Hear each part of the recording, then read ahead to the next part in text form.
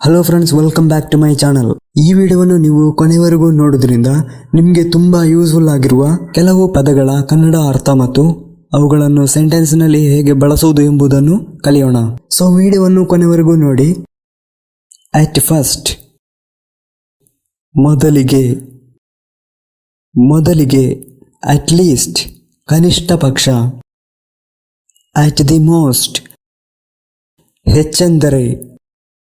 Besides, ಅಲ್ಲದೆ, ಹೊರತಾಗಿ.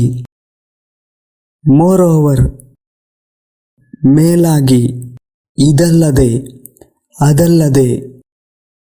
Lot of, ಬಹಳಷ್ಟು. ಇನ್ ಫ್ರಂಟ್ ಆಫ್, ಎದುರಿಗೆ. ಅಟ್ ದಿ ಬ್ಯಾಕ್ ಆಫ್, ಹಿಂಭಾಗದಲ್ಲಿ.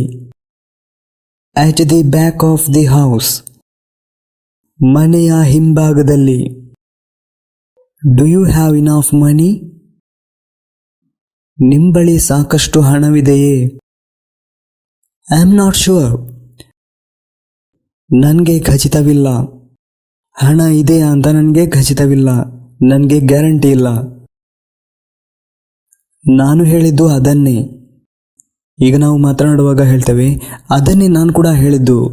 ಇದನ್ನು ಇಂಗ್ಲೀಷ್ನಲ್ಲಿ that's exactly what I said, ಅಲ್ಲಾಂದರೆ ಇನ್ನೊಂದು ರೀತಿಯಲ್ಲಿ ದ್ಯಾಟ್ಸ್ ವಾಟ್ ಐ ಸೆಡ್, ಅದನ್ನೇ ನಾನು ಹೇಳಿದೆ.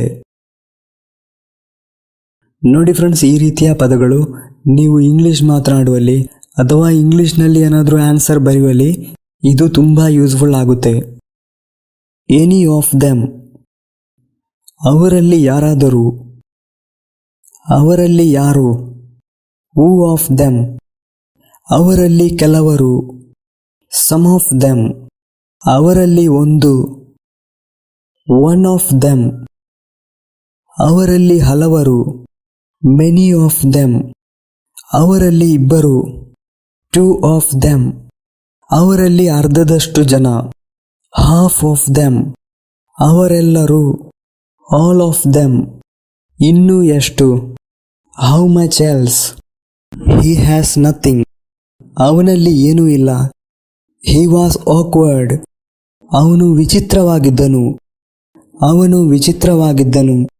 ಮಾಮ್ ಈಸ್ ಅಟ್ ಹೋಮ್, ತಾಯಿ ಮನೆಯಲ್ಲಿದ್ದಾರೆ, ಅಮ್ಮ ಮನೆಯಲ್ಲಿದ್ದಾರೆ. ಹಿ ಮೇಕ್ಸ್ ಮೀ ಗೋ, ಅವನು ನನ್ನನ್ನು ಹೋಗುವಂತೆ ಮಾಡುತ್ತಾನೆ. ಯು ಮೇ ಗೋ ನಾವ್, ನೀವೀಗ ಹೋಗ್ಬೋದು. ಪ್ಲೀಸ್ ಟೇಕ್ ಇಟ್, ದಯವಿಟ್ಟು ತೆಗೆದುಕೊಳ್ಳಿ. ಡೋಂಟ್ ಫೇವರ್ ಮೀ, ನನಗೆ ಒಲವು ತೋರಬೇಡ. ಐ ಹ್ಯಾವ್ ಮೈ ವೇಸ್, ನನಗೆ ನನ್ನ ಮಾರ್ಗಗಳಿವೆ, ನನಗೆ ನನ್ನ ದಾರಿಗಳಿವೆ. ಬಿ ಕಂಫರ್ಟೇಬಲ್, ಆರಾಮವಾಗಿರಿ. ಹೂ ಈಸ್ ಗಿಲ್ಟಿ, ತಪ್ಪಿತಸ್ಥ ಯಾರು. ಹಿ ಡಿಡ್ ನಥಿಂಗ್, ಅವನು ಏನನ್ನೂ ಮಾಡಲಿಲ್ಲ. He did nothing. ನಮ್ಮ spoken English viral play YouTube ಚಾನಲನ್ನು ಫಾಲೋ ಮಾಡ್ತಾ ಇರಿ.